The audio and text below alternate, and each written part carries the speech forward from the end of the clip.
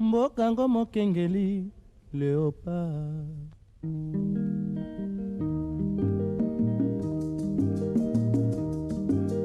Mikolo tosekanaki na mo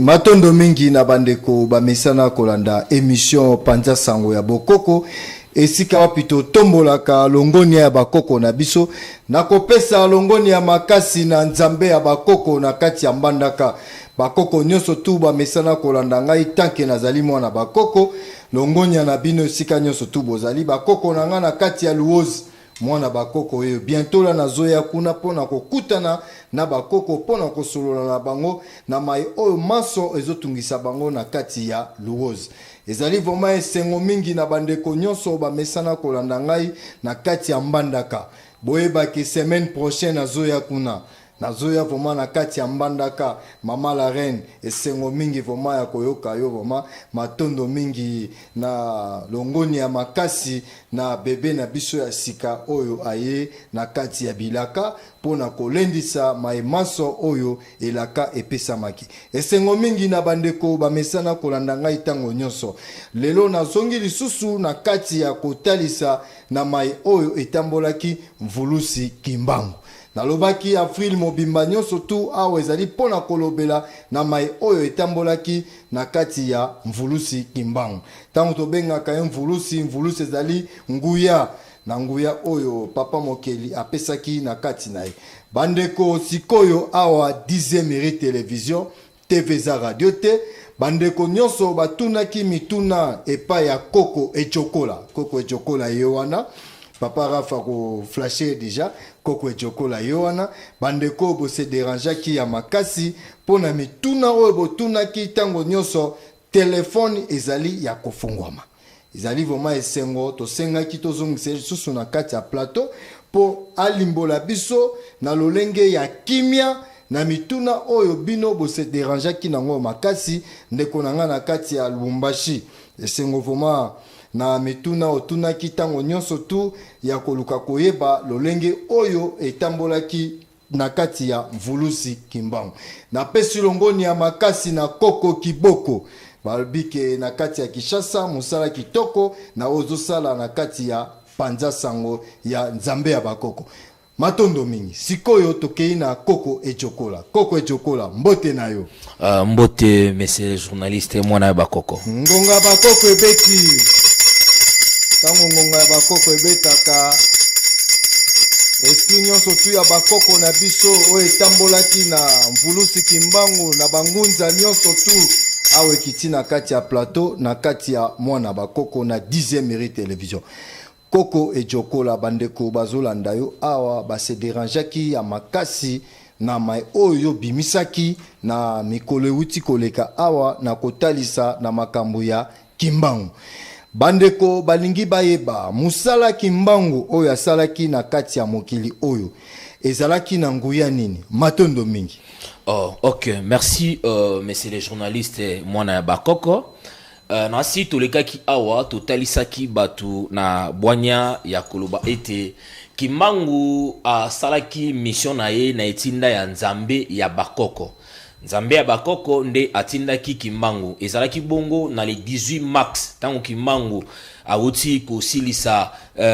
musala na mboko na esika o babengaki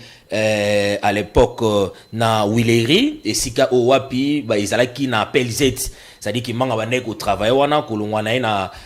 na mbanza sanda tanga koma ki on a vu le professeur Kinshasa kimanga bande ko travailler na esika o babengaki na Willery et puis tango kimanga bande ko travailler na si batunyo surtout ba histoire wana ki kimango abande ko kuta soki komi na tango azwa salaire na ye akuta déjà ba signer na place na ye. Alors et ça qui manga mona qui travaille ne comme qui en bénévolat, il a fallu que azonga na mboka akine kotala pe libota puisque il kaki mwa tango molai o ki mango atika ki ba boti na ye to bengi ba papa mobokoli na ye. Alors tant ki manga bandi ko zonga akomi na mboko ba benga ki Gambela déplacer ki mango asombaki nzomo na ye azaki na mwa kwanga na ye nde ki mango azwaki nzela pona ko zonga na mboka esiko wapi atika ki ba boti na ye. Na ko zonga na ye ndenge tolobaki la fois dernière que tanga komi na esika o ba benga ki à l'époque cité Pumbu na place ba bengi Matadi Mayo actuellement esika wapi ki mango a komaki na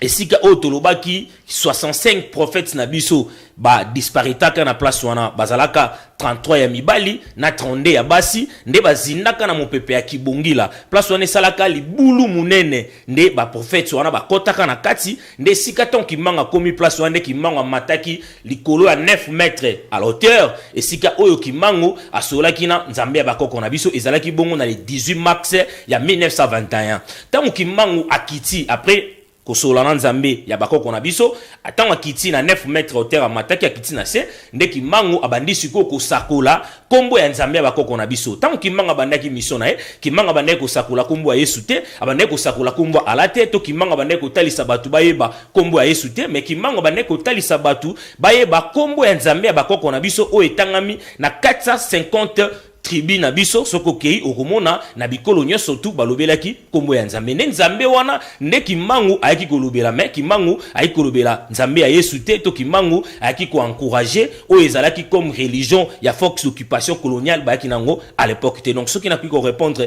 na bandeko bolanda biso moi je pense que kimangu ayaki na mission o etindamaki na nzambe mais et non na tripotage to na démagogie ya histoire o esalamaki na 1968 na Katibiri en Angleterre wana tolobi c'est faux et archi faux.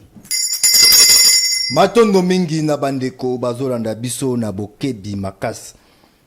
Bandeko batuna kalelo mituna, botuna mituna na lolenge ya kimia po bayano la bino. Koko echokola. Eloko ezosala biso pasi na kati ya mboka oyo. Mundele abombela biso vérité ya kimbangu. Biso pe baindo to bomba susu vérité ya kimbangu. Alors na génération na biso pour la génération ekoya lobi toko suka wapi na kati ya vérité na o etambolaki kimbangu. Histoire à Jésus baela biso koela mais quand même histoire à kimbangu il faut to yeba yango tina kati ya suks tolingi to tuna boye ese kimbangu abotama lokola moto ndenga botamaka abimi epa ya mama na tata na ye to kimbangu ayela la lolenge nini posoka ayela ki epa ya mama foto eba mama na foto eba tata na ye to eba batata leki banoko et puis batata mwasi ndenge libote ezalaka mekana kolimbola biso na sika wana na kimia bandeko bazolanda biso matondo mingi. Ok, matondo mingi mwana ya bakoko par rapport à motuna nao c'est une question très capitale. Kimango d'abord torozonga muke na histoire il y a les 2 juillet 1706. Na les 2 juillet 1706 ezalaki histoire ya reine nabiso o babengaki na kombo ya Kipanvita Ezipa. Kipanvita yende mutazwaki elaka. Kipanvita zwaki elaka puisque Kipanvita yaki na 1684 tango mama Nzinga akei muto yaki ko remplacer mission ya mama Nzinga ezalaki bongo mama Kipanvita. Mama Kipanvita a botakite mais kasi azwaki mwana na etinda na elaka ya nzambe ya bakoko puisque azalaki une dame wa bandaki koyemba mingi soka zo yemba ba nyama bazobima na bangomba bazoya na mokili donc azalaki reine oyo atali fécondité na biso c'est-à-dire que muto atali mabota na biso ezalaki bongo mama babengaki na kombo ya Kipanvita ne mama Kipanvita ay kolota ndoto ke okozwa mwana mais kasi na nzela ya mobilité amona ki yango ndire ezalaki eloko moko ya maseki tango mongongo ya nzambe ya bakoko ekolobela mama Kipanvita nde sika mama Kipanvita tanga ke ya komi na zamba esiko akende kokuta mwana o babengaki na kombo ya Kiembo dia Tungundwa mwana wana azingamaki na bafumi mais kasi mama Kipamvita lokola ezalaki elaka azalaki na makasi ti akomaki esika mwana na azalaki pe azwaki mwana wana na sima na ye azalaki na mutu moko ya mulai abandaki ko mesurer à l'époque 300 mètres azalaki na sima na ye tanga bimi na mwana wana na mboka mwana wana azalaki na nzoto ya forme ya mélanine donc ça dit abandaki ko ngala mwana wana abandaki ko ngala et puis tanga mama bimi na ye epesaki otobengaka divergence kati na batu bokesene kotaki et puis batu babandi ko luka koyeba mama oyo azui mwana oyo wapi epesaki pasi bakei kofunda et pas ba missionnaire portugais à l'époque parce que na tango wana ba belge ba ete tozaki na ba portugais bakei kofunda et pas ya monsieur abengaki Laurent de Luca na Bernard Dadier bangonde batu oyo ba ordonnaki à travers pape na Vatican na pesaki ordre soki ke mwana wana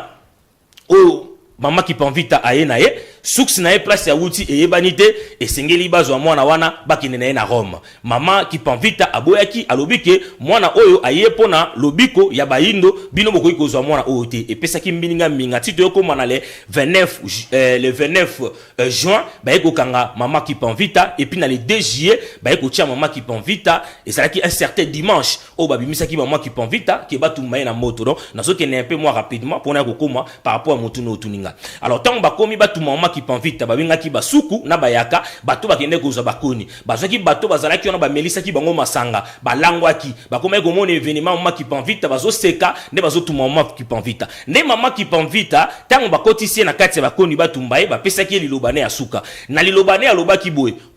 Congo batela bana mwana oyo akozonga na kombo ya Kimbangu dia Tungundwa ezalaki na le 2 juillet 1706 tango batumbi mama Kipamvita après quelques jours mama Kipamvita ayaki kususu ko apparaître et puis nde akende kofanda na sanza puisque yenda zako incarner divinité ya premier être ya mwasi oyo ayaki na mokili na minuit à travers mukolo ya mercredi tango nzambe abandi ko sala création ya batu na kati ya mokili alors ne mama wana mutalakaki toyeko koma na 1887 papa oyo babengaki na kombo ya Kuela Nzazi na mama oyo babengaki Lwenzi Makesi nde place bango balokota Kimbangu na se ya mbula na se ya nzete ya Sajada Congo nzete ya Sajada Congo soki botali malamu ebotaka pe na basien cimetière ezalaka nzete mototo bandeko kola tando salango ba masque otoboli ba bouchon boyo ozoza masque osolo ko bankisa baninga nde sika o bakina kokuta Kimbangu na se ya mbula bakaki ya minene ezobeta nde bazoye Kimbangu bayena Kimbangu ye moko nde mutapesa ekomone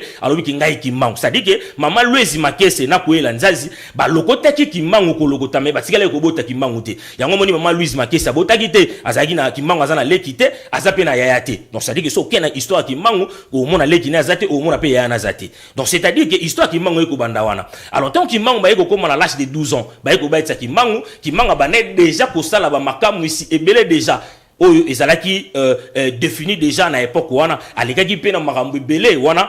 mukolo tokobeta histoire ya parcours ya vie ya Kimbangu na si place wande tokopesa bato ba détail pour na ba comprendre en réalité makambo nini oyo elekaki na parcours ya Kimbangu mais pona kozonga na motuna na yo na koyebiso ete mama Lwezi Makese na Kuela Nzazi batikala kobota Kimbangu te bango pe balokotaki Kimbangu déjà azaki na l'âge de 7 ans puisque tant batuni question yo nani a répondaki bango ngai Kimbangu matondo mingi na bandeko bazolanda biso na bokebi makasi na ebiki na bandeko mituna oyo esengelaki bayeba bazwa pe ya nonango bandeko bayoki yango na bokebi makasi awa tozoko baseko koba mena kotala siko na parcours ya yemoko Kimbangu abota to Kimbangu abotati matondo mingi. Ok, merci. Yango moni tozo lobela toujours na tina likambo etali démagogie na tripotage ou ezokota na kati ya histoire na biso ezopesa bouleversement moi l'homme noir a saisi sous mémoire na ezate en réalité Kimbangu abotaki te bana wana bazali bana ya papa Kapata Kupenda na mama Mwilu nde babotaki kobanana kisolo na papa na biso Mbuta Kisolo Kele et puis ba ko bota dia Lungwana na nde ba ko bota dia Ngenda donc ça dit que Kimbangu abotaki te histoire ya Kimbangu na libota ya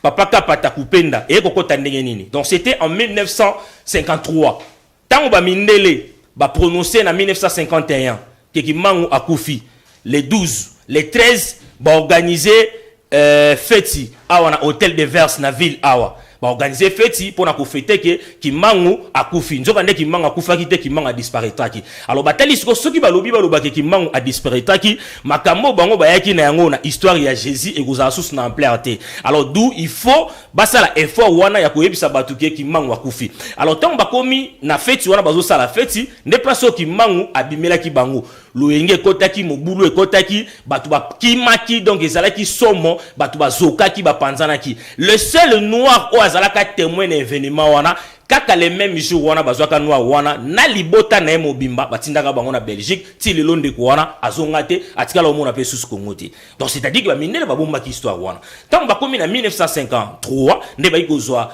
mbuta na biso que son âme repose en paix papa na biso Diangenda nde bayiko kenene na Katibiri na Angleterre akei koyekola puisque bande koluka banani o baza na lié na Kimbangu alors lokola papa kapata kupenda na Loezi Makesi bazalaki na lié nde Kimbangu abimaki siko lokola noko ya Badiangenda ozomona siko pas histoire ezali abimaki lokola noko ya Badiangenda alors tant papa kapata kupenda akufi atiki biso na nzoto nde bazwaki siko mama mwilu po baya ko balisa ye Kimbangu na ndenge bango bazaki na pouvoir matriarcat lokola noko akendaki il faut Kimbangu azwe mais Kimbangu aboyaki makambo wana Kimbangu azwaki baseka sambo o akendaki na bango na loa esika o akendaki ko bimisa globe terrestre pour mukomsuto ko dévoiler pe secret ya loa puisque bat bayeba makambo nini oyo mindele basalaki na mboko babengaki yangami puisque makambo peza ebele kuna o ebatame na kata loa nde Kimbangu akendaki kozwa globe terrestre na o babengaki étoile o atikaki yango na ikela epai wapi papa ometa o azasko na mbandaka akendaki ko récupérer puisque ya tambola ko récupérer tous les bassines nyonso tout oyo Kimbangu atikaki o bana na atindaki batikaki azwaki biloko wanyo surtout pe na minute na ngwa o toloba azala ngo déjà na mbandaka sur place aussi gazali donc Kimbangu abotaki te matondo mingi na bandeko bazolanda biso na kati ya 10e mérite télévision chaîne Nguya awa tolimbola kabino pe na kotalisa bino makambo ya malamu na kati ya 10e mérite télévision tokozwana no intervention ya koko na biso ya mondele boyoka na ndenge oyo alimbolaki na kati ya 10e mérite télévision matondo mingi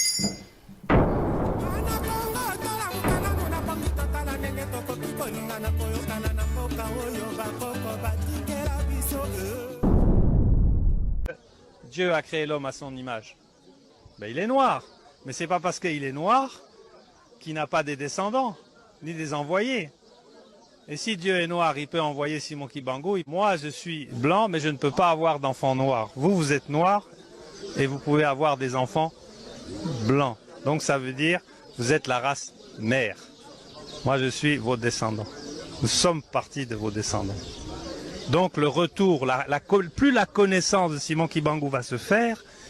plus la spiritualité, le premier pouvoir qui a été enlevé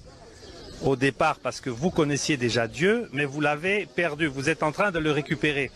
Mais maintenant, il faut récupérer le premier pouvoir qui est le pouvoir spirituel. Et ça, vous allez le faire à travers vos organisations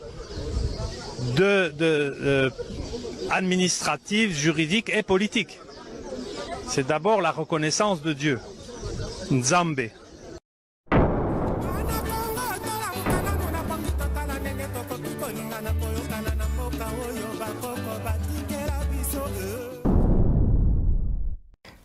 matondo mingi na bandeko tozoko baseko koba na koyoka wapi témoignage ya ndeko na biso koko ya mondele na ndenge awutiki olimbola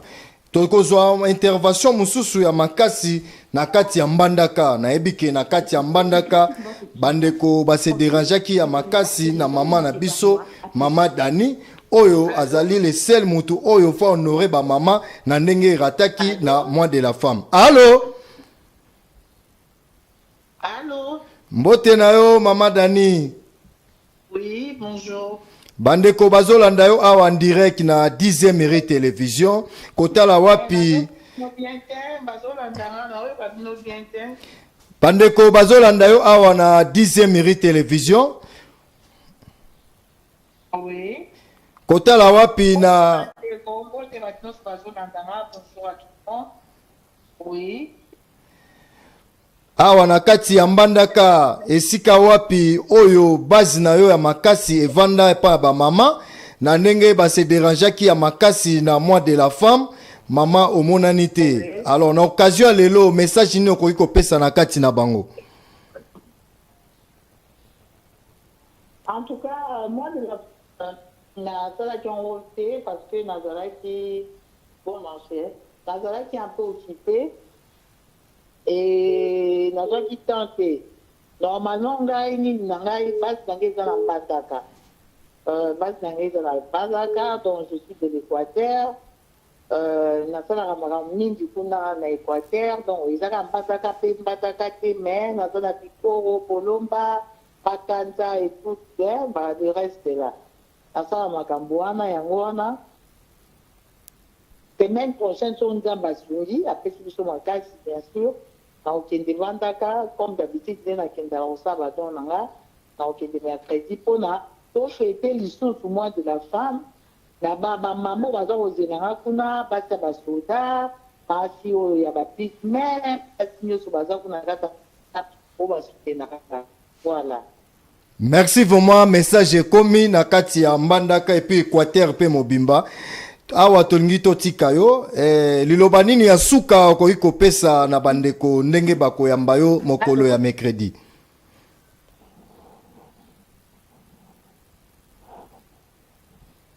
Allô? Aïe aïe aïe aïe. Matondo mingi na bandeko bazolanda biso. Tokozo intervention ya mama na biso, mama la reine. Matondo mingi.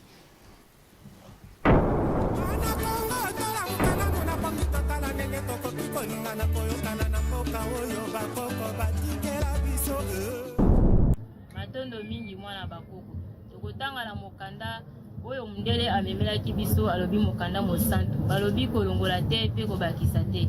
tokotanga na mokanda ya Jérémie chapitre 52 verset 31 on a date oyo ya le 25 décembre balobelaka biso ke ezali mbotama ya mwana na nzambe nzoka nde ezalaka lokuta le 25 décembre ezalaka kobima ya roi Joachim na prison asalaka 37 ans pamba te azalaka criminel. 2. Mukanda ya Estrade chapitre 10 verset 1 tina 17.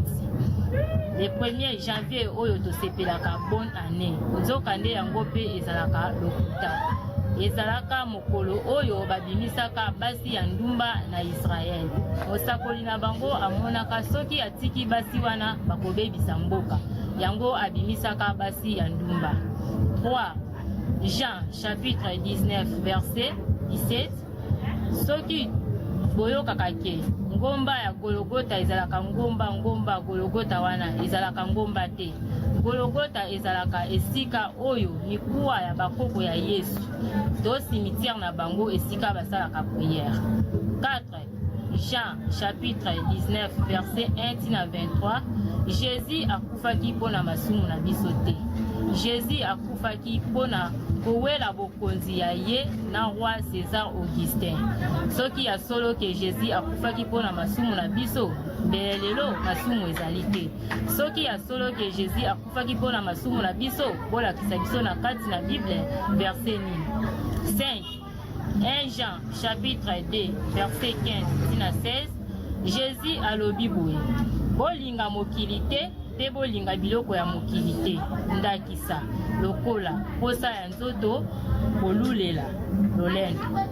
matondo mingi.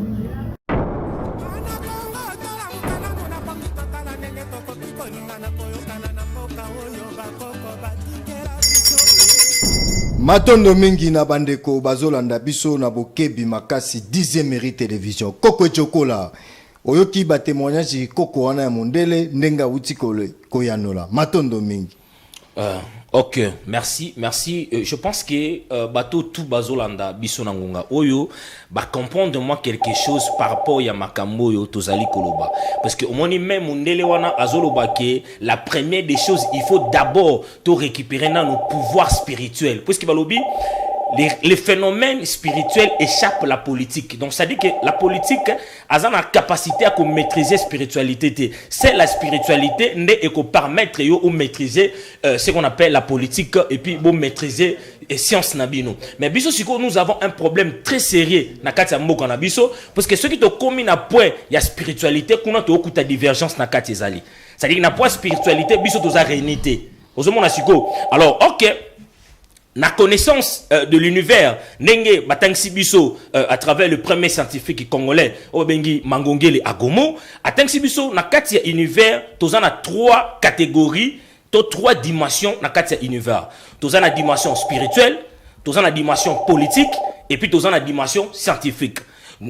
La dimension spirituelle, Mouto aza comme point de repère na biso, potokota na monde au-delà. Babengie Kimbangu. Puisque ceux qui besoin un point de repère, pour besoin connexion na monde oyo ezali ya au-delà, et que ça la passe, puisque biso a on a 4 minutes on a mboko na biso ndenge tozo vivre na multitude des esprits. Ça dit que ba zube esprit nyon surtout ya mokili, ba ba tia na kata mboko na biso et pesi lo yenge. Na ba esprit bazo ki negozwa kuna na rivière de Ngage pour na ba protection ba misala na bango. Ça dit ezo créer trouble na kata ville province à Kinshasa. Ba foulu partout. Insécurité partout, c'est-à-dire biloko on a tout politique ko maîtriser yango te ne yango tozo benga bango ba ya kati na biso puisque Kimbangu le 10 septembre 1921 alors que tant mutu ana koya akoya na 3 pouvoirs, akoya na pouvoir spirituel, akoya na pouvoir politique, akoya pe na pouvoir scientifique. Ne bongo mutu ana akoya ko mettre fin tozo loba toza ko insister eza pambate na sibino mo boyo kinenge mundela zolo ba non et sengeli ya liboso to récupérer notre premier pouvoir ou pouvoir spirituel yango ndezali bomoto na biso ceux qui toyebi spiritualité na biso te to kosala eloko moko te parce que ba pyramide o ba ancêtre na biso basalaki yango na connaissance universitaire te ndenge tozomona lelo bazotinda bana na ba université baza ko espérer que ba kozwa mayele po babongisa mboka te kuna bazali ko rendre toujours batu bazala ba esclave bazo rendre toujours batu ba continuer ko donc cause la soumis la supériorité il y a statut à l'homme blanc ok bilo kwana tozo mona déjà que la génération na biso na 21e siècle nous ne pouvons pas admettre bangamwa nengwana parce que ceux qui tozongi moi muke na histoire ya parcours ya Kimbangu ceux qui bozongi na 1934 tango ba mindele basangana ki na Amérique po basala véhicule spatial o basala ki jeep spatial ezalaki na kombo ya Yungtik mutasala ki yango pe komone monsieur Yungtuk azalaki japonais veki wana ezalaki na matriculation ya V23/4 nde emataki bongo na sanza na 1961 moto amemaki yango na sanza komo na ye Lixandier moto wana atikala esusu kozonga te na mabele ya biso ndenge tozabwe na kati ya mokili c'est-à-dire que akangamaka na sanza alors nde bayi kotinda deuxième mutu oyo ngaki Apollo 12 komone Serma Schmidt yende ayiko kende siko na 1969 tanga komi nikolo ya sanza na kati ya sanza mutu kana ndenge basalaki jeep spatial wana e banai kozonga simate zaki na RRT ça dit que ekendaka liboso tango mutu kana bandi kokende ekutanaki na libanga mo benga ngo Jasper Kimberley libanga wana ezalaka na kati ya Congo notamment so boke na face ya aéroport bomona na mangengenge esika epai wapi oyo libanga wana ezali ya Jasper Kimberley ezali taillé na ye moko nzambe libanga wana eza na forme ya diamant 2,44 eza diamant le plus solide parmi tous les diamants du monde ezalaka na kati ya RDC. Netango mutu ana kitina Lubumbashi na photo ya Kimbangu atuni Mobutu alobi monsieur le président est-ce que boyebi mutu oyo Mobutu alobi oui toyebi c'est le prophète Kimbangu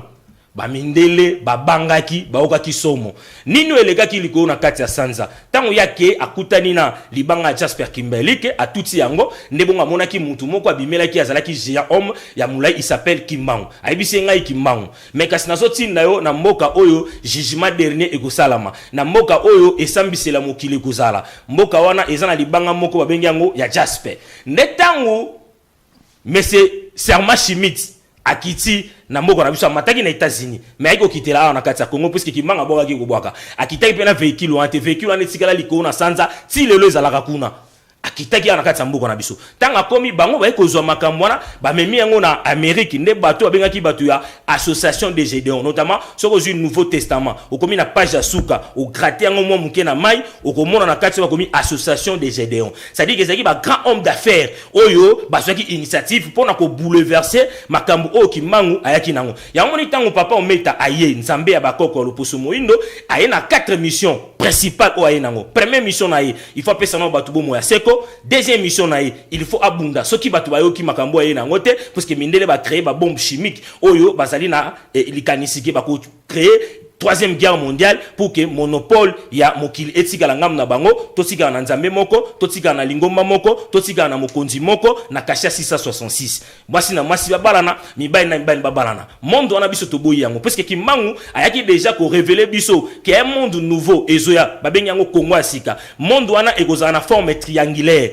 C'est-à-dire que Congo asika ekozana forme otozo monate. C'est-à-dire que niveau architectural o ekotongo na Congo eza ba architecture otozo monate. Congo azana plan na ye o ezali réservé et bon momaki na esprit o babengi mengu o azali na port maréchal yene mutasimbi plan architectural na biso. Donc c'est-à-dire que makamunyo surtout soki ba konzi mboka ba contacter biso nde ba pesi biso nguya pe pouvoir ya kosala ba prière na bisika wana pona ko bénéficier énergie. Donc o mangongele atangisa biso absorption des énergies. Comment boko récupérer l'énergie au bassin bino batika ki po et manifester et s'actualiser la génération au biso tozali nango. Donc moi je pense que donc ndenge tozo kende tozo commander tozo chitene na kati ya makambo wana matondo mingi na bandeko bazolanda biso na bokebi makasi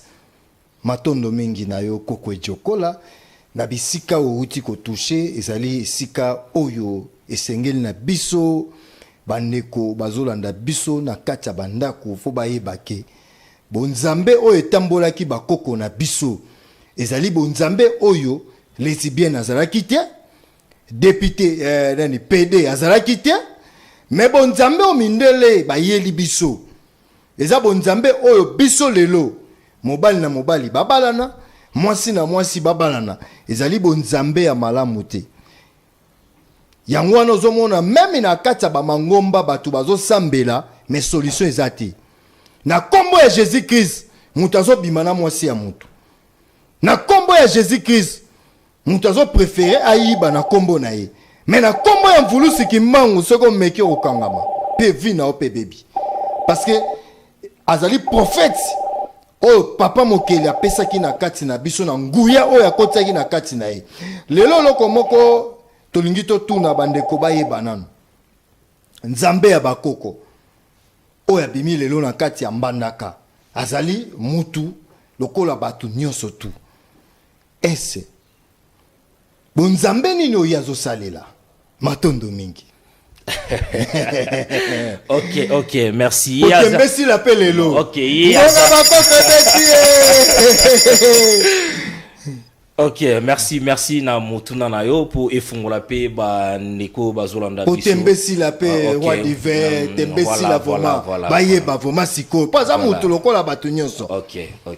non papa ometa aza mutu lokola batu nyonso dute non parce que azali mutu boye aza mutu boye na sens tozolo baza mutu mais siko poto to mettre fin na likambo yango limbola biso na no bandeko ba Holanda biso na kati ya 10e mérite télévision. Ok, ma tondo mingi biso tozali ba messager, c'est-à-dire ba pandisa ngwali lo banzambe ya bakoko. Le premier messager ba bengi Mangongele akutana kina Kimbangu le 1er décembre 1995 côté ya Sanef, côté ya Kankokolo. Et pa iwapi o Kimbangu ayebisaki abi mwana solo bakoko baponio. Nzambe na bakoko ba ponio po osa la mission ya lokuta o yaki kokota depuis le 2 avril 1960 ba lobayi ke ngai Kimbangu na kufi mais ngai Kimbangu na kufa kate ngai Kimbangu yo na ye azwaki Mangongele abwakilaki Mangongele soyi na mutu agravaki la sagesse et l'intelligence bantou et puis après ça qui Mangongele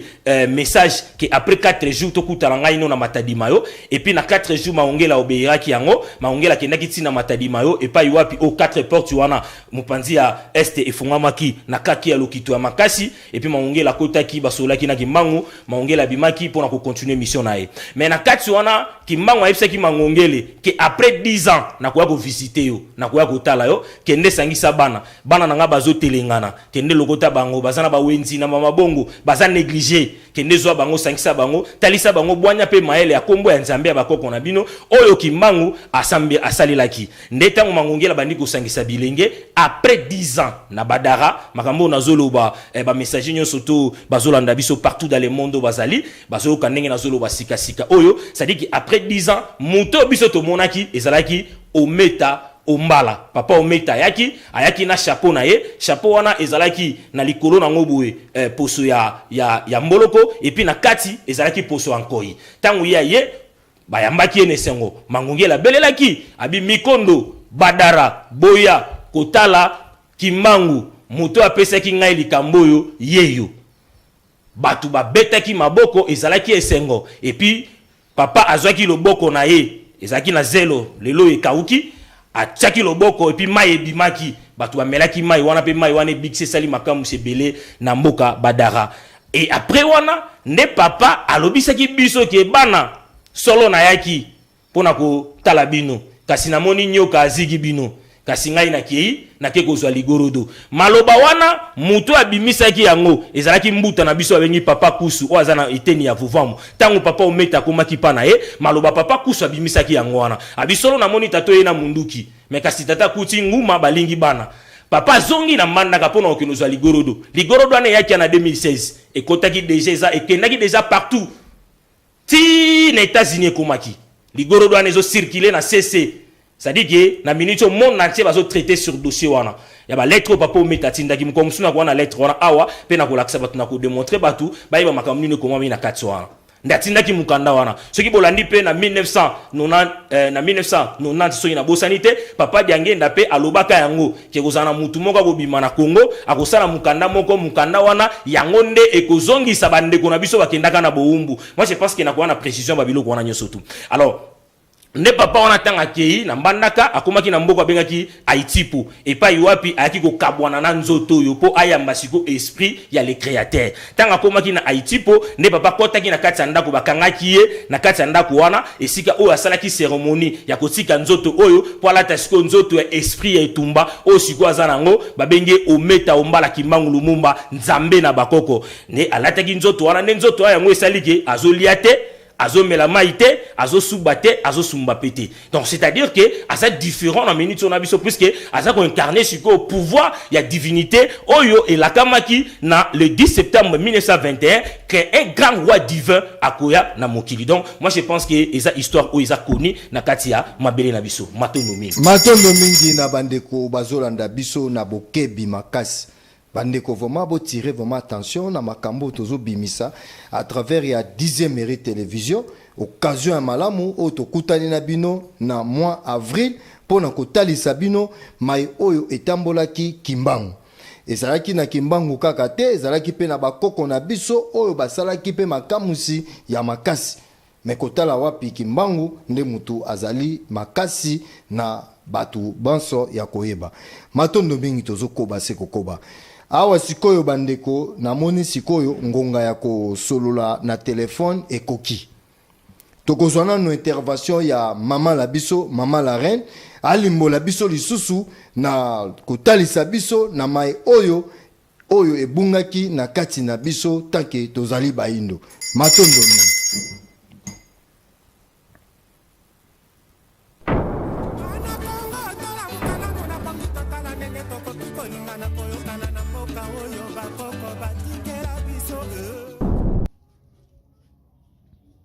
Matondo mingi mwana bakoko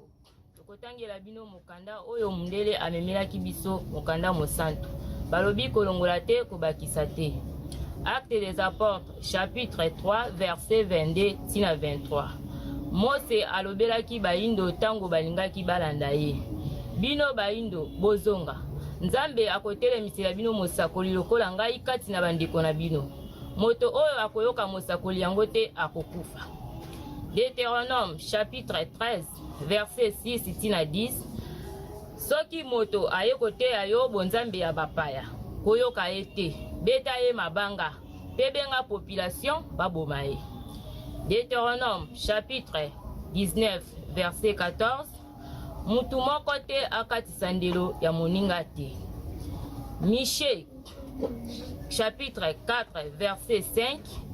Bato na bato bakosambela nzambe na bakoko na bango. Jean chapitre 16 verset 10. Yesu alobi boye nakei epai ya tata nakozonga lisusu te. 1 Corinthiens chapitre 15 verset 19.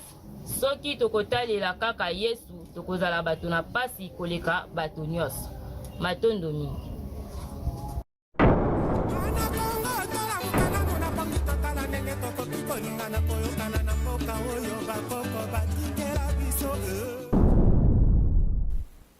Matondo mingi na bandeko na Jojo, Jojo Pakochi vraiment esengo mingi vraiment ya na Plamedi.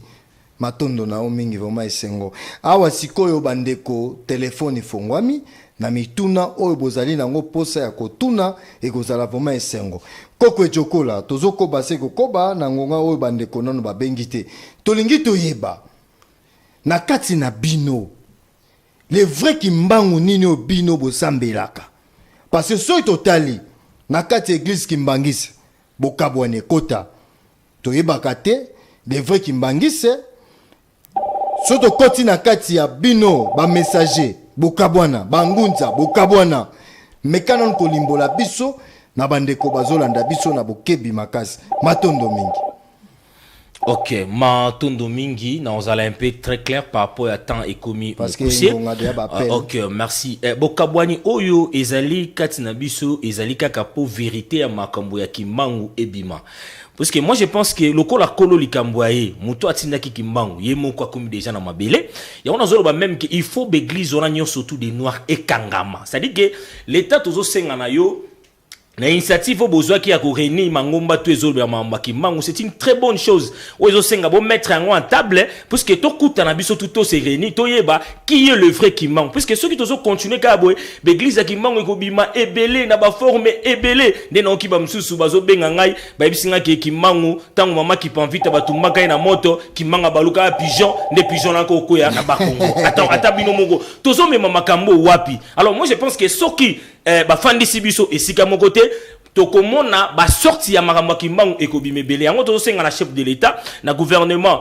congolais bazo makambo sérieux bafandi sibiso tout autour à table nde tomona ki na 1934 tant ba mindele basangana ki na Amérique il y avait des autorités ne basangisa ki ba grand sage to ba savant po bazo de se décider na makambo esengi po na évolution mboka na bango. Matondo mingi mbote na yo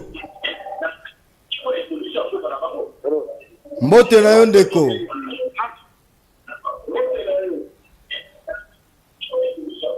Allo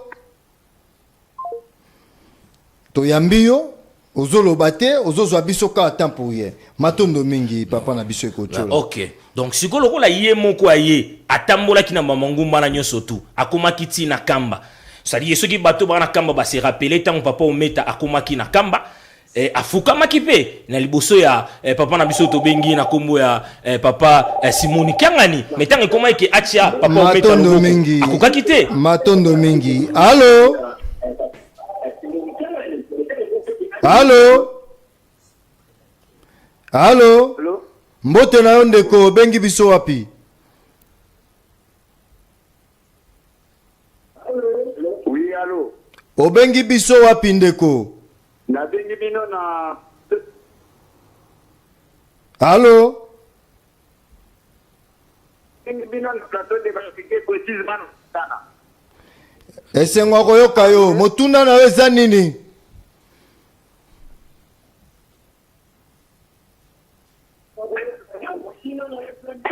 Motunda na ngai ezali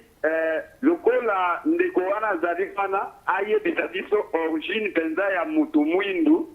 toyeba mwa muke mutu mwindu awutai wapi. En plus émission wana totetelaka nango makasi ifo ezala Matondo mingi yano na biso moto loposo moindo ebema papa na biso o bakanga ba diske wana nzambe na komitunaka loposo moindo euta wapi matondo mingi bomba mabe tokomi na tango ya suka ya kolimbola vérité matondo mingi koko ejokola panja sango. Ok, Matondo Mingi par rapport à Mutuna ndeko na biso atuni na plateau de Bateke et pour la création il y a l'homme noir l'homme noir a salamaki moto moindo a salamaki na esiko babenga Tanganyika esprit ya les créateurs et tambolaki na likasu ça dit que biso no moni biso tozala raboye ça dit que likasu eza pena nenguya na biso siko pena siko to okundola bokoko puisque bat baye bagé bokoko ya bonzambe zali bokoko ya bomoto pe zali mais asko tozolo bela bokoko ya bonzambe ça dit que esprit ya les créateurs ya terre ezwaki likasu etambolaki na lac Tanganyika epai wapi o crocodile ya 13 mètres babenge Niangara bokulaka azalaka kuna na mai wana epai wapi oyo nzambe ya bakoko na biso alobaki ke moto moyindo azala tanga alobaki bongo epi kaki ebetaki moyindo akokweya na 12 heures juste azalaki na corps mélanique abandaki kongala et puis mwasi ayaki koya na minuit le même jour ya mercredi nde moto moyindo akelamaki na nzambe kasi moto moyindo akelamaki te ndenge babetelaki bino lisolo bazwi mabele bafuli yango ekomi mopepe là c'est faux et archi faux moto moyindo akoyaki na mboko babengi Buzira na Équateur Buzira ezali pe rivière ou ezali parmi ezali rivière le plus rapide parmi toutes les rivières du monde donc ezaka na parc Salonga esika oyo mutu akitaki ezalaki na forêt équatoriale précisément na mboko babengi Buzira esika oyo wapi moto moyindo a koyaki na centre de la terre donc moi je pense que papa ndenge zolanda biso moto moyindo asalamaki na este na laka Tanganyika mais kokita na ye akitaki na centre du monde yango monita on pe nzambe abakoko aye exactement il faut aller na centre du monde pour tala makambo est ouest nord sud pour kata makambo et puis moyindo azwa liberté na ye matondo mingi na bandeko bazolanda biso na bokebi makasi esika oyo mwa confusion ezali soki totali na kati ya bandeko na biso ba musulman chaque vendredi ezalaka esi journée oyo pona ko tombola longonia ya bonzambe na bango totali bandeko na biso ya jeudi bandeko na biso ya ba chinois totali bandeko na biso ya mindele chaque samedi biso baindo elongo na prophète na nzambe ya bakoko abetaki sete loposo moindo fesambelaka mokolo ya mercredi ezali pona nini matondo mingi. Ah, ok, merci. Soki azali koloba bongo, pambate, il esengeli toza la reconnaissance ya existence na biso. Pambate nzambe, volonté na esalaki ke toza na kati ya mokili. Ne mokolo wane ezali mokolo oto bandako zongi selae matondo. Mokolo oto bandako kumisa ne par exemple na mona bandeko na biso ba chrétien ba kendaka dimanche, to ba oba kendaka islamique mokolo ya vendredi. Donc ça dit que kuna te mercredi ne esengeli sikoyo biso tozongisaka matondo mais kasi esengi boyeba ke bakoko na biso bazalaka na système ya beglise te ozomona siko bango bazalaki na système ya beglise te ezalaki kaka na bokoko na biso bato bakokende misala te mutu to aza na ndako na bana na ye azobetela voilà bani kobetela kokende bilanga te kobetela bana masolo akokende te oyo pasalaka mosala ya chasse akosala te ezalaka mokolo moko bakoko bandai kosolola na bana babengi yango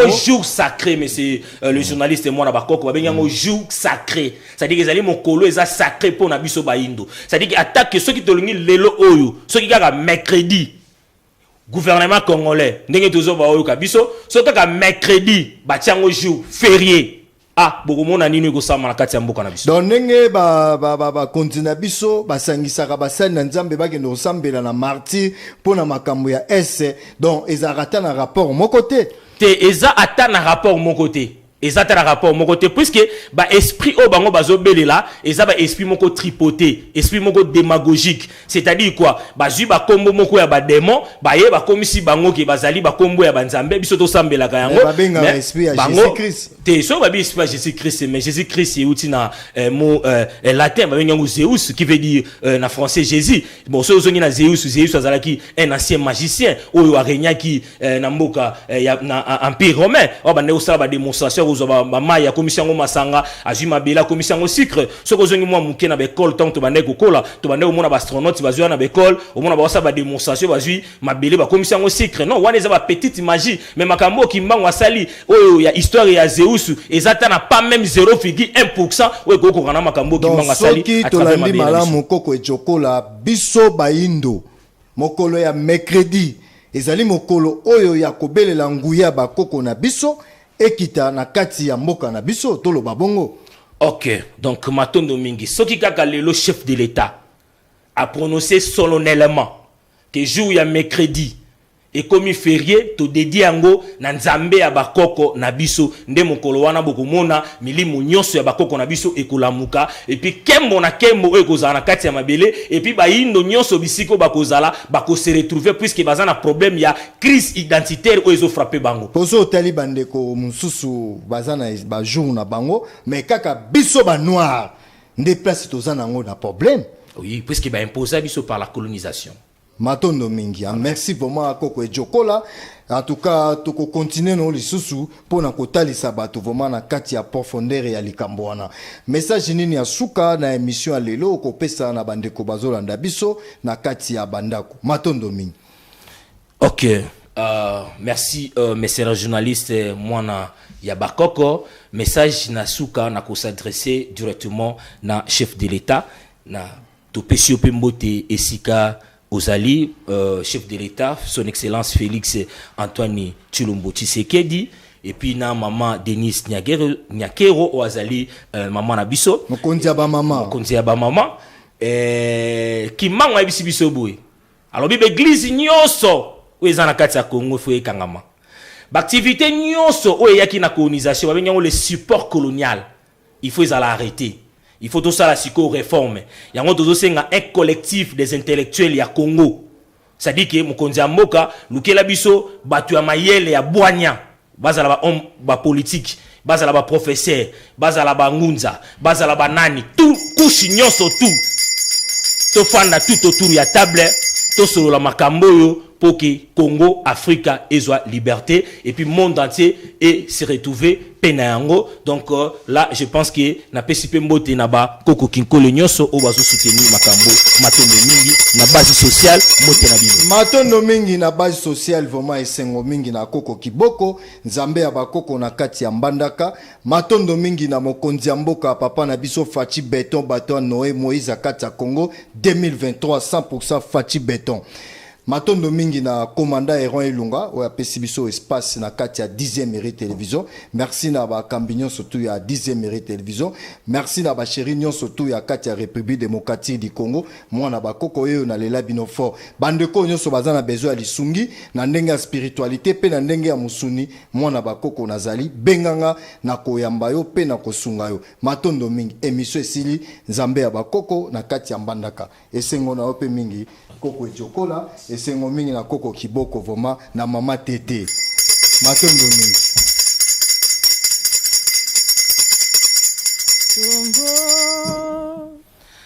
Congo nde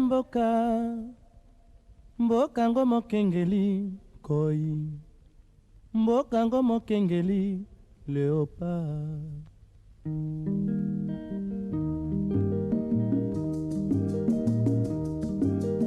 Mikolo tosekanaki na